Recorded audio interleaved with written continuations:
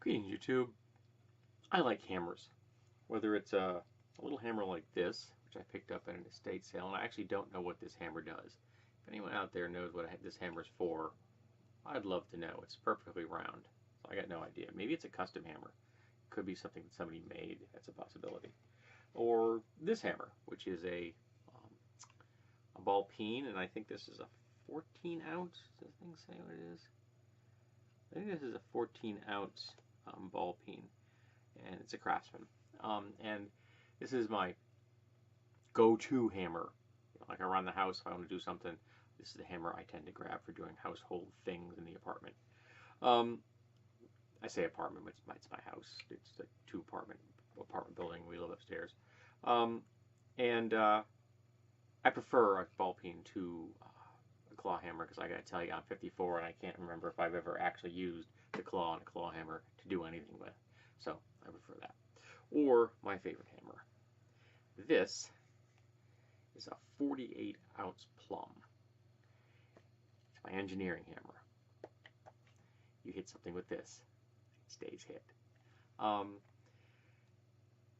I found myself thinking about the quote that Odin says while speaking to Thor. Thor's feeling that his power isn't what it should be. He's just lost his hammer.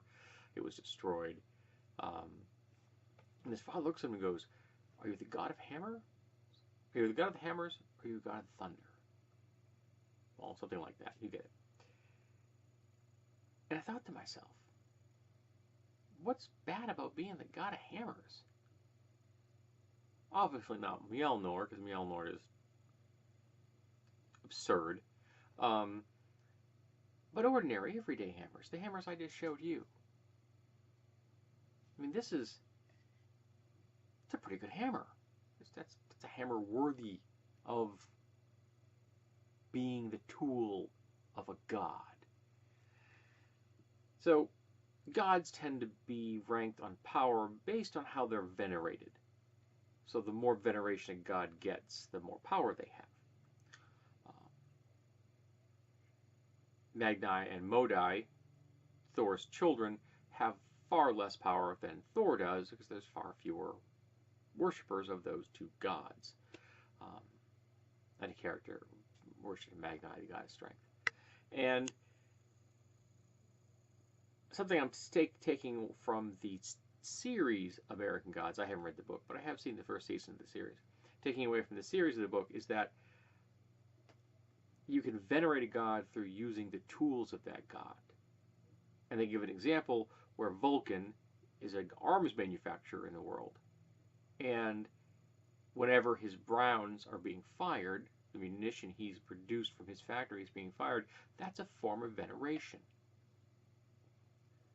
Well, how often are hammers used? How many crafts require hammers? And I'm going to throw mallets in there too. I mean, it's darn near impossible to find people that are working in some kind of craft out there, particularly in the Middle Ages, where hammers aren't part of the deal. Whether you're a blacksmith, or a weaponsmith, or an armorsmith, or a whitesmith, whether you're a wood carver or a stone carver, whether you're a carpenter or you're building siege engines, they're all using hammers.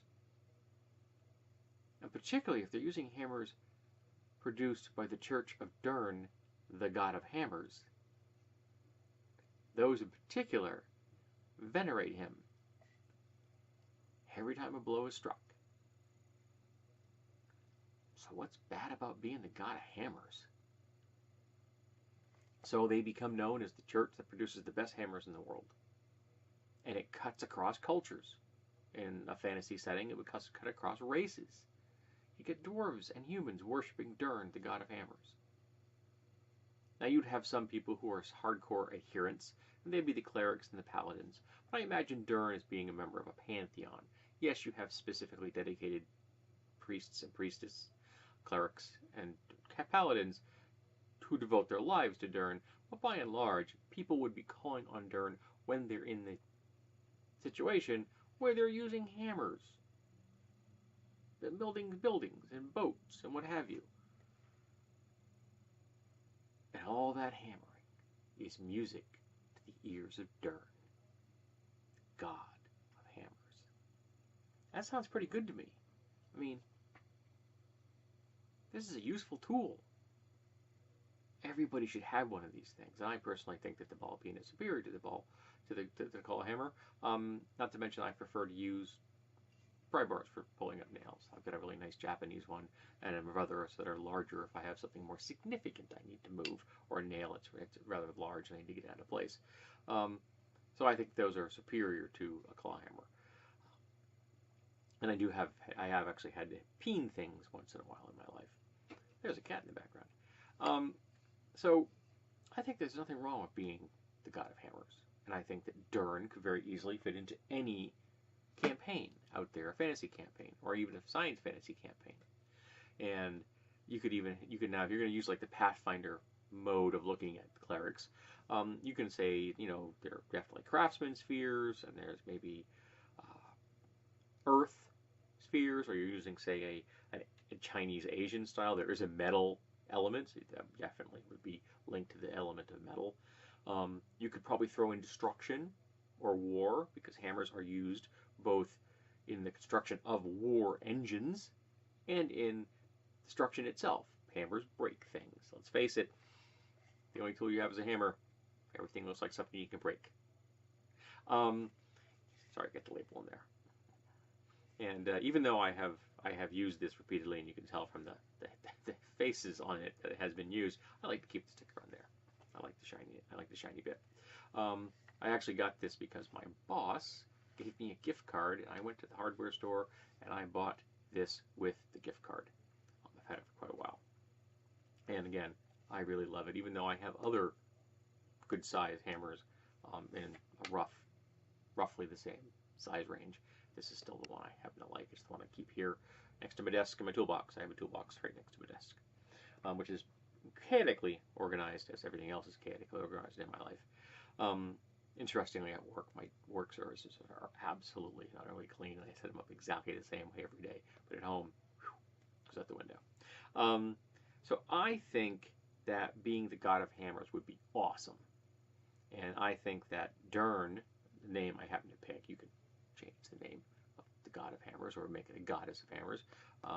Deity genders are rather fluid. I think that would be awesome to throw Durn into your campaign, whether it's dedicated clerics and paladins or just a part of a general pantheon, or even a pantheon of craftsmen deities. That would be probably could be pretty cool too. The gods of crafting would have their own little sphere that people would call upon it when they need it, when they're building their bows and they're building their armors and they're constructing their castles and their cottages and things like that. But yeah, I think being the god of hammers would be pretty darn awesome. I don't care what Odin says.